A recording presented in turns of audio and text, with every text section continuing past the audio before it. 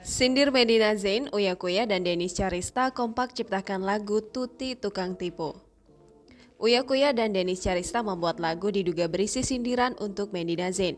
Keduanya diketahui menyanyikan lagu sindiran kepada Medina yang telah menipu dengan bertajuk Tuti Tukang Tipu.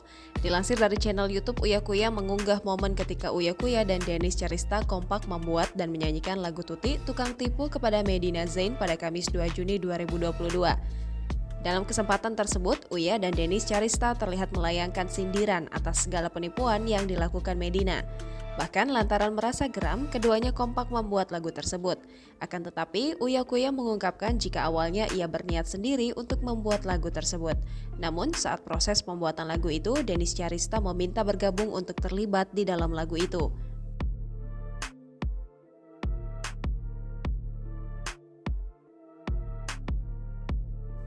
Dennis pun mengungkapkan jika dirinya yang terlibat dalam lagu tersebut akan mendongkrak popularitas. Meskipun demikian, Uya Kuya mengatakan bahwa pembuatan lagu tersebut jadi memakan waktu lebih lama lantaran harus mengatur suara Dennis Charista agak terdengar lebih merdu. Atas kegiatan positif yang dilakukan keduanya, karya terbaru Uya Kuya dan Dennis Charista itu disambut positif oleh banyak orang. Tak sedikit yang merasa lagu tersebut akan trending.